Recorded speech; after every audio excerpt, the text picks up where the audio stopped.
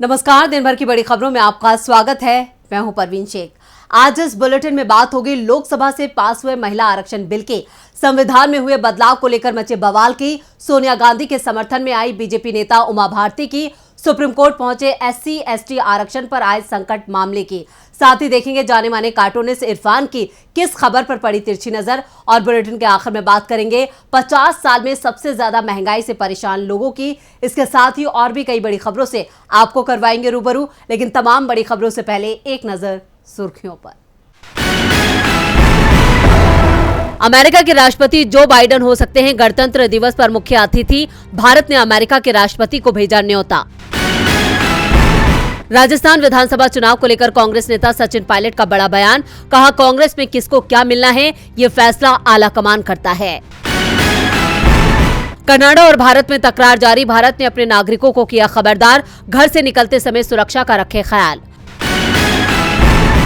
गिरावट के साथ बंद हुआ शेयर बाजार, सेंसेक्स 796 अंक टूटकर 66,800 पर हुआ बंद, निफ्टी 231 की गिरावट के साथ 19,901 के स्तर पर हुआ बंद। ये तो थी सुर्खियां, और अब बात आज की सबसे बड़ी खबर की। संसद के विशेष सत्र का आज तीसरा दिन था। लोकसभा में महिला आरक्षण बिल यानी नारी शक्ति वंदन विधेयक पर बहस हुई। सदन में सबसे पहले कानून मंत्री अर्जुन राम मेघवाल ने बिल पर अपना पक्ष रखा। उसके बाद कांग्रेस की तरफ से सोनिया गांधी ने भाषण दिया और इसे कांग्रेस की कोशिशों का नतीजा बताया। उसके बाद लोकसभा से बिल पास हो गया। लोकसभा ने महिला आरक्षण विधेयक नारी शक्ति वंदन अधिनियम को पास करा दिया।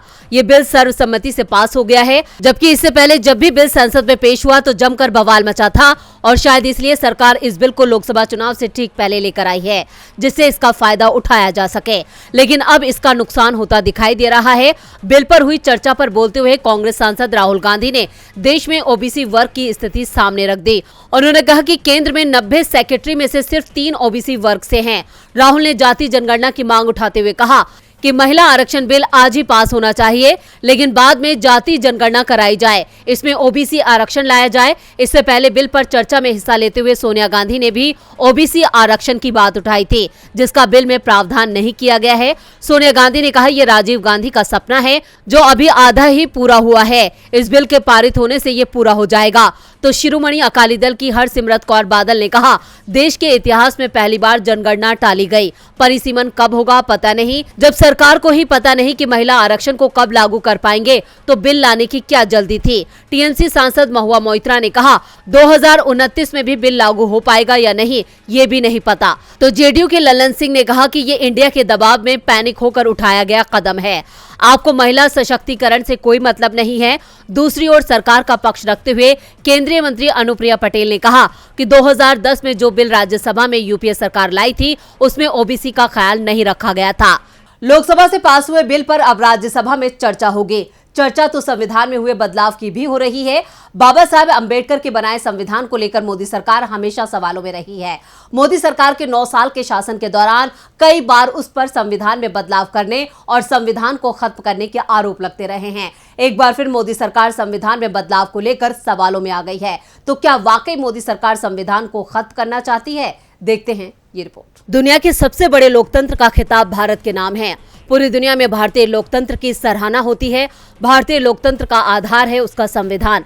जब जब संविधान में बदलाव या संविधान को खत्म करने की बात होती है तो देश में बवाल मच जाता है। आज फिर देश के संविधान के साथ छेड़छाड़ हुई है, जिसका आरोप मुख्य विपक्षी पार्टी के सांसद अधीर रंजन चौधरी ने लगाया है। उन्होंने कहा कि संविधान की जो कॉपी दी गई है उसमें धर्मनिरपेक्ष और समाजवादी शब्द हटा दिए गए हैं। अधीर रंजन चौधरी ने कहा, जब कल संसद के अंदर में संविधान पढ़ रहा था तो मुझे उसमें धर्मनिरपेक्ष और समाजवादी ये 2 शब्द नहीं मिले। वहाँ मैंने अपनी तरफ से इन्हें जोड़ दिया। मैंने इसे राहुल गांधी को भी दिखाया। मैंने कहा कि देखिए ये संविधान में छेड़छाड़ होनी शुरू हो गई है। इसमें 1976 में संशोधन किया गया था, तो हमें आज संशोधित संविधान क्यों नहीं मिलेगा? हम संशोधन क्यों करते हैं? ये एक सोचे समझे तरीके से हमारे संविधान को बदलने की कोशिश को दिखाता है। अधीर रंजन ने आगे कहा, आज हमें जो नया संविधान दिया गया है, जिस संविधान को लेकर हम संसद भवन में गए, उस संविधान की प्रस्तावना में समाजवादी और धर्मनिरपेक्ष शब्द नहीं है। हम भारत के लोग भारत को एक संप्रभु समाजवादी धर्मनिरपेक्ष लोकतांत्रिक गणराज्य बनाने और इसके सभी नागरिकों को सुरक्षित करने का संकल्प लेते हैं। इसमें समाजवादी और धर्मनिरपेक्ष शब्द नहीं थे। कांग्रेस नेता ने बीजेपी सरकार पर विपक्ष की आवाज को दबाने का आरोप भी लगाया। उन्होंने कहा, अगर आप कुछ बोलने की कोशिश करोगे तो वो कहेंगे कि शुरू में तो यही था, जो शुरू में था वही दे रहे हैं, लेकिन अंदर की मंशा कुछ और है, इरादे में खोट है। मैं इस सब से डरा हुआ हूँ, मैं बहुत ज्यादा चिंतित हूँ। हमें बोलने का भी मौका नहीं दिया गया। मैं कोशिश कर रहा था कि इस मौके को संसद में उठाऊं, लेकिन हमें वहां बोलने का भी मौका नहीं दिया गया। आपको बता दें, ये कोई पहला मौका नहीं है जब मोदी सरकार पर संविधान के साथ छेड़छाड़ करने के आरोप लगे हों। संविधान को लेकर मोदी सरकार की मंशा हमेशा सवालों में रही है। अब कांग्रेस सांसद के आरोपों से बवाल मच गया है। संविधान में हुए इस बदलाव पर मोदी सरकार खामोश है। इधर मध्य प्रदेश बीजेपी में मची भगदड़ पर भी मोदी सरकार खामोश है। मध्य प्रदेश में इस साल के आखिर में विधानसभा चुनाव हैं। इन चुनावों में विपक्षी पार्टी कांग्रेस पहले ही बीजेपी पर बढ़त बनाए हुए है। वहीं इस बीच बीजेपी नेता उमा भारती की बढ़ती नाराजगी ने शिवराज सरकार की मुश्किलों में इजाफा कर दिया है। क्या है पूरी खबर, देखते हैं ये रिपोर्ट। मध्य प्रदेश में कभी भी विधानसभा चुनाव की तारीखों का ऐलान कर दिया जाएगा। चुनाव आयोग अपनी तैयारियों को अंतिम रूप देने में लगा है। वहीं राज्य के सियासी समीकरण बीजेपी के खिलाफ दिखाई दे रहे हैं। मध्य प्रदेश में बीजेपी नेताओं की बगावत की वजह से पहले ही सत्ता पर काबिज शिवराज परेशानी में दिखाई दे रही हैं। वहीं बीजेपी की वरिष्ठ नेता और पूर्व मुख्यमंत्री उमा भारती के तल्ख तेवर भी बीजेपी की परेशानी बढ़ा रहे हैं। महिला आरक्षण बिल से बीजेपी की वरिष्ठ नेता उमा भारती खुश नहीं है। उमा भारती ने 19 सितंबर को कहा कि वो इस बात से निराश हैं कि लोकसभा और विधानसभाओं में महिलाओं के लिए 33% सीटें आरक्षित करने के विधेयक में अन्य पिछड़ा वर्ग यानी कि ओबीसी की महिलाओं के लिए कोटा नहीं रखा गया है। बीजेपी के नेतृत्व वाली केंद्र सरकार ने लोकसभा में संवैधानिक संशोधन विधेयक पेश किया था। उमा भारती ने कहा कि मुझे खुशी है कि महिला आरक्षण विधेयक पेश किया गया, लेकिन मुझे कुछ हद तक निराशा महसूस हो रही है क्योंकि ये ओबीसी महिलाओं के लिए आरक्षण के बिना आया है। अगर हम ओबीसी महिलाओं के लिए आरक्षण सुनिश्चित नहीं करते हैं तो भाजपा में उनका विश्वास टूट जाएगा। उमा भारती ने पीएम मोदी को भी खत लिखा है जिसमें उन्होंने बिल को लेकर अपना विरोध जताया है। उमा भारती ने कहा कि जब ओबीसी के लिए कुछ करने का समय आया तो हम पीछे हट गए। मुझे विश्वास था कि प्रधानमंत्री इसका ध्यान रखेंगे। मैंने सुबह पीएम को पत्र लिखा और बिल पेश होने तक चुप्पी साधी रखी। उमा भारती ने कहा कि मुझे ये देखकर बहुत निराशा हुई कि विधेयक में कोई ओबीसी आरक्षण नहीं है। मुझे निराशा हुई क्योंकि पिछड़े वर्ग की महिलाओं को जो मौका मिलना चाहिए था वो उन्हें नहीं दिया गया। पिछड़े वर्ग की मुस्लिम महिलाओं को भी आरक्षण के लाभ से वंचित किया जा सकता है। उमा भारती के इन तेवरों से साफ है कि मध्य प्रदेश में उमा भारती की नाराजगी बीजेपी और मोदी के खेल को बिगाड़ सकती है, क्योंकि मध्य प्रदेश में कई इलाकों में उमा भारती का खासा जनाधार है। उमा भारती के ये तेवर मध्य प्रदेश में बीजेपी पर भारी पड़ सकते हैं। वहीं SC/ST आरक्षण पर खत्म करने की साजिश भी मोदी सरकार पर भारी पड़ सकती है। संसद में महिला आरक्षण बिल को लेकर हंगामा मचा हुआ है। मांग की जा रही है कि इसमें ओबीसी वर्ग को अलग से आरक्षण मिलना चाहिए। सरकार ने इसमें फिलहाल SC/ST को इसमें शामिल नहीं किया है, लेकिन अब SC/ST आरक्षण का मामला भी सुप्रीम कोर्ट पहुंच गया है। तो क्या है पूरी खबर, देखते हैं ये रिपोर्ट। संसद में ओबीसी महिलाओं के आरक्षण के बीच अब SC/ST वर्ग को मिले आरक्षण का मामला सुप्रीम कोर्ट पहुंच गया है। CJI DY चंद्रचूड़ ने इस मामले की सुनवाई करते हुए 5 सदस्यों वाली संवैधानिक पीठ का गठन भी कर दिया है। संवैधानिक पीठ में CJI DY Chandrachud, justice AS Bopanna, justice MM Sundaresh, justice JB Pardiwala और जस्टिस मनोज मिश्रा शामिल हैं और ये संवैधानिक पीठ 21 नवंबर से इस मामले की सुनवाई करेगी। सुप्रीम कोर्ट 2019 के 104वें संविधान संशोधन और 1999 के 79वें संविधान संशोधन का परीक्षण करेगा, जिसमें लोकसभा और विधानसभाओं में SC/ST आरक्षण अगले 10 साल के लिए और बढ़ा दिया गया था, जबकि एंग्लो इंडियन आरक्षण खत्म किया गया। दरअसल सुप्रीम कोर्ट ने माना है कि इस मामले में संविधान की व्याख्या शामिल है, इसलिए इसे संवैधानिक पीठ के पास भेजा जा रहा है। दरअसल संविधान में SC/ST आरक्षण का प्रावधान शुरुआत में 10 साल के लिए लागू किया गया था, लेकिन बाद में इसे हर बार 10 साल के लिए बढ़ाया जाता रहा और 2019 में आखिरी बार इसे 10 साल के लिए बढ़ाया गया और ये भी तय माना जा रहा है कि 2029 में भी इसे अगले 10 साल के लिए बढ़ाया जाएगा। अगर संवैधानिक पीठ इसके खिलाफ कोई फैसला नहीं देती है, ऐसे में केंद्र सरकार पर भी सवाल उठ रहे हैं। क्या महिला आरक्षण में जिस तरह से ओबीसी वर्ग की महिलाओं को शामिल नहीं किया गया है, उसी तरह से अब SC/ST वर्ग के आरक्षण पर भी कैंची चला दी जाएगी। SC/ST आरक्षण पर सुप्रीम कोर्ट का रुख क्या रहता है, इस पर सबकी नजरें हैं। नजरें तो राजस्थान की सियासी हलचल पर भी सभी की हैं। राजस्थान में विधानसभा चुनाव से पहले चुनावी सियासी हलचल तेज हो गई है। अब कांग्रेस पार्टी से बड़ी खबर आई है। केंद्रीय आलाकमान ने अनुशासनहीनता मामले में अपने 3 नेताओं को क्लीन चिट देकर बड़ी राहत दी है। हालांकि इस फैसले की औपचारिक घोषणा होना बाकी है। तो कौन है वो 3 नेता जिन्हें मिली है क्लीन चिट, देखते हैं ये रिपोर्ट। राजस्थान कांग्रेस के 3 वरिष्ठ नेताओं शांति धारीवाल, महेश जोशी और धर्मेंद्र राठौर को आखिरकार पार्टी आलाकमान से क्लीन चिट मिल गई है। कांग्रेस आलाकमान ने इन तीनों नेताओं को दिए गए नोटिस को रद्द कर दिया है। चुनाव से ऐन पहले नोटिस रद्द होने से इन तीनों नेताओं के लिए ये बड़ी राहत के तौर पर बड़ी खबर आई है। फिलहाल नेताओं के नोटिस निरस्त किए जाने को लेकर आधिकारिक घोषणा होनी है। आपको बता दें कि इन तीनों नेताओं को पार्टी में अनुशासनहीनता बरतने के लिए कांग्रेस की अनुशासन समिति ने नोटिस जारी किया था, जिसका जवाब तीनों नेताओं ने अलग अलग भेज दिया था। इसके बाद से फैसला लटका हुआ था और अब इन तीनों ही नेताओं को क्लीन चिट मिलने की खबर आ रही है।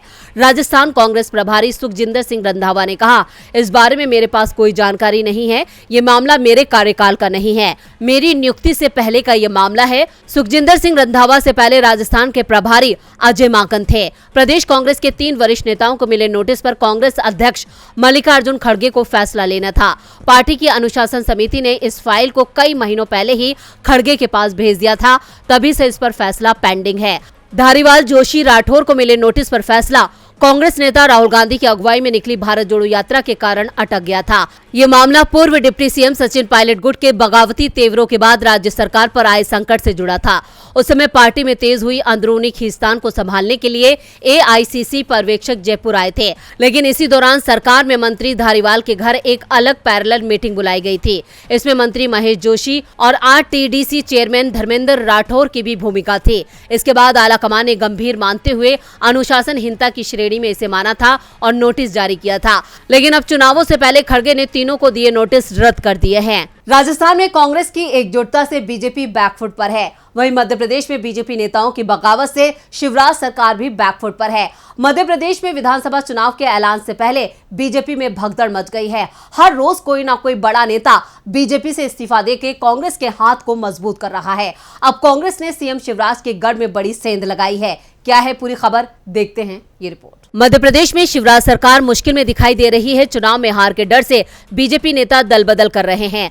सत्ताधारी दल बीजेपी लगातार कमजोर होती जा रही है। इस कड़ी में बीजेपी को फिर एक बड़ा झटका लगा है। बालाघाट से पूर्व बीजेपी सांसद बोध सिंह भगत ने बीजेपी से इस्तीफा दे दिया और वो कांग्रेस में शामिल हो गए हैं। भगत के अलावा सामान्य निर्धन वर्ग कल्याण आयोग के अध्यक्ष शिव चौबे के भतीजे सुमित चौबे ने भी कांग्रेस का दामन थाम लिया है। इसके अलावा कई और नेताओं ने बीजेपी छोड़कर कांग्रेस की सदस्यता ग्रहण कर ली है। पीसीसी चीफ कमलनाथ ने सभी को कांग्रेस की सदस्यता दिलाई। मध्य प्रदेश कांग्रेस ने ट्वीट करके लिखा है, प्रदेश कांग्रेस अध्यक्ष कमलनाथ के नेतृत्व से प्रभावित होकर बालाघाट से बोध सिंह, रीवा से दिलीप सिंह, बुधनी से राजेश पटेल ने, विदिशा से प्रभात जोशी ने हजारों कार्यकर्ताओं के साथ कांग्रेस की सदस्यता ग्रहण की। वहीं भोपाल में कांग्रेस की सदस्यता लेने से पहले बिना नाम लिए बोध सिंह भगत ने कहा कि बालाघाट में भाजपा व्यक्ति विशेष की पार्टी बन गई है। पार्टी में कोई भी स्वतंत्रता पूर्वक विचार नहीं रख सकता। बीजेपी में एक व्यक्ति विशेष के कहने पर ही काम होते हैं, जिससे मुझे लगता है कि अब इस पार्टी में यहाँ रहने का कोई फायदा नहीं है। मध्य प्रदेश की बात देखते हैं कि जाने माने कार्टूनिस्ट इरफान की किस खबर पर पड़ी तिरछी नजर।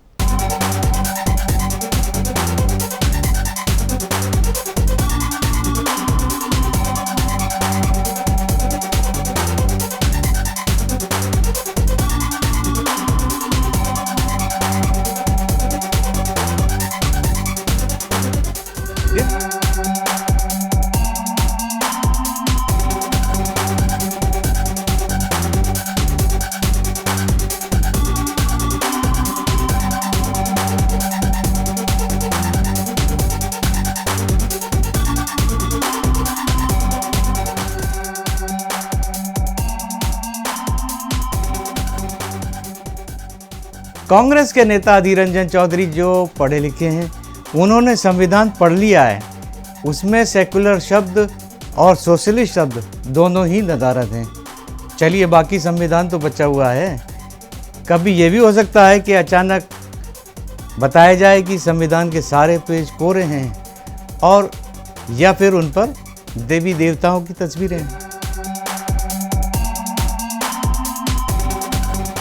बहुत बहुत शुक्रिया इरफान जी। और बुलेटिन के आखिर में बात महंगाई की। दिल्ली में संसद का विशेष सत्र चल रहा है, जिसमें कांग्रेस अध्यक्ष मल्लिकार्जुन खड़गे मोदी सरकार को आए दिन किसी न किसी मुद्दे पर घेर रहे हैं। इस बार खड़गे ने ऐसा कुछ कह दिया जिससे मोदी सरकार का सच सबके सामने आ गया है। तो क्या कहा है खड़गे ने, देखते हैं ये रिपोर्ट। संसद का विशेष सत्र सोमवार 18 सितंबर से शुरू हुआ। विशेष सत्र में पक्ष विपक्ष आमने सामने है। इसी के तहत कांग्रेस अध्यक्ष ने भाजपा पर जुबानी हमला करते हुए पिछले 50 सालों में हुई कम बचत की याद दिलाई। दरअसल मोदी सरकार का एक नारा बहुत ही फेमस हुआ था, वो नारा था अच्छे दिन।